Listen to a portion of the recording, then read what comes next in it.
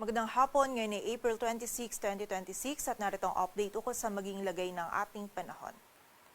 Wala pa tayong minomonitor na bagyo or low pressure area sa loob at labas ng ating area of responsibility. Base dito sa ating latest satellite animation, itong mga kaulapan sa karagatan silangan ng Visayas ay dala po ng easterlies. Ang easterlies pa rin yung makakaapekto sa malaking bahagi ng ating bansa. Magdadala pa rin ito ng mga scattered na mga pag-ulan, pagkilat at pagkulog dito sa bahagi ng Eastern Visayas, Caraga, maging sa area din ng Masbate at Sorsogon. Mostly mga light to moderate po yung mga pag-ulan na ina-expect natin, ngunit hindi pa rin po natin inaalis yung possibility ng mga short period na mga malakas na pag-ulan. Kaya naman doble ingat pa rin para sa ating mga kababayan sa posibilidad ng mga pagbaha at pagguho ng lupa. Bukod po dito sa area or nalalabing bahagi ng Visayas at Mindanao, ngayong gabi po magiging mataas din yung possibility ng mga isolated rain showers or thunderstorms sa mga areas na ito, dala pa rin po ito ng easterlies. And mapapansin din natin dito sa ating satellite animation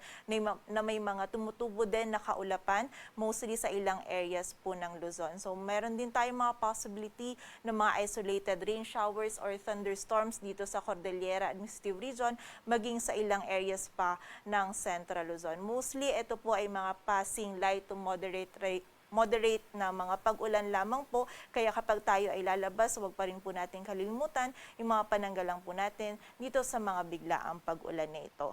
And bukod din po dito, yung frontal system naman na nakakaapekto ng mga nakarang araw dito sa area ng Batanes. May kita po natin dito sa ating satellite animation na nagre-recede na po ito or bahagyang lumalayo na po ito. So less na po yung mga pag-ulan dito sa area ng Batanes, but possible pa rin yung mga isolated na rain showers or thunderstorms.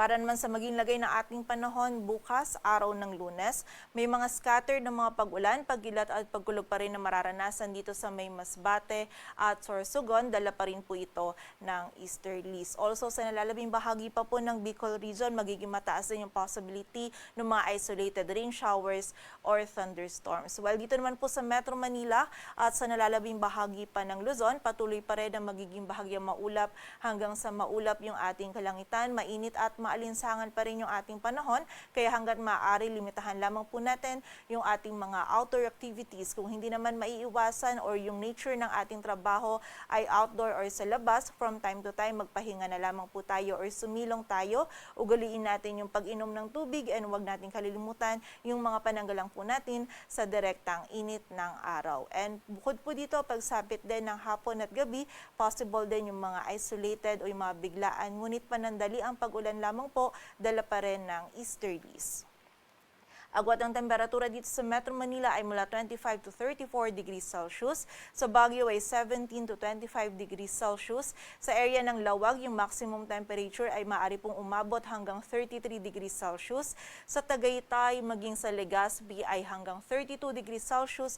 At sa Tuguegarao naman, posible pong umabot hanggang 35 degrees Celsius.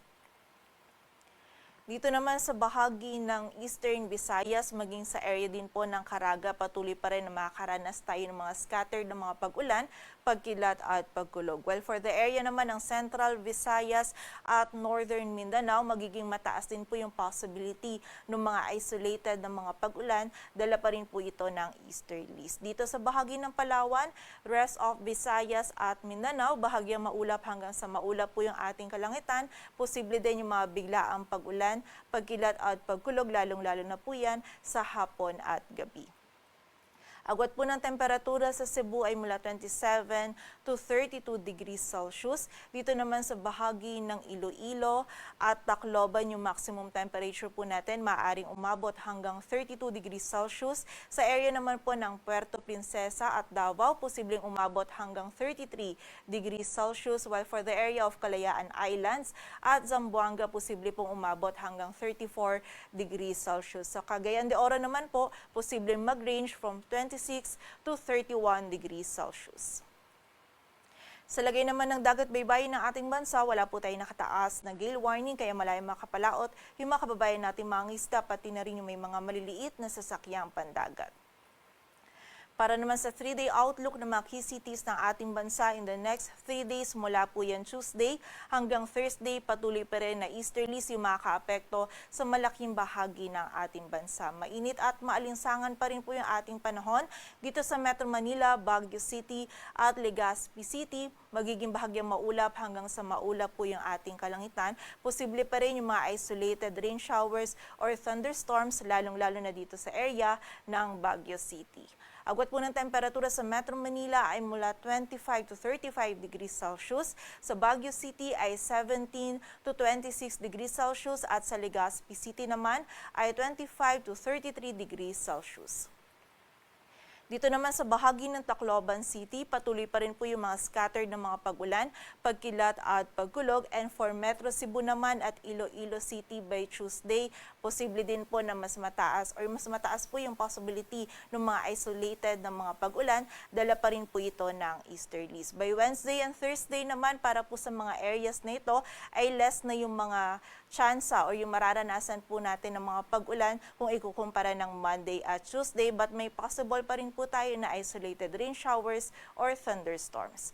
Agwat po ng temperatura sa Metro Cebu ay mula 26 to 33 degrees Celsius, sa Iloilo City ay 26 to 33 at sa Tacloban City naman ay 25 to 33 degrees Celsius.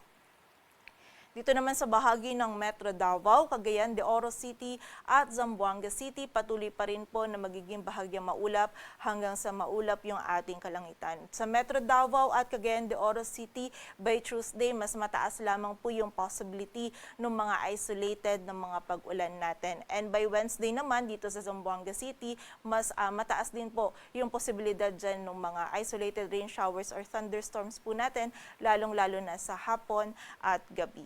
Agwat po ng temperatura sa Metro Davao ay mula 25 to 34 degrees Celsius. Sa Cagayan de Oro City ay 24 to 32 at sa Zamboanga City naman ay 25 to 33 degrees Celsius. Dito sa Metro Manila, ang sunset natin ay mamayang 6:12 p.m. at ang sunrise naman natin ay bukas ng 5:36 a.m. Patuloy po tayo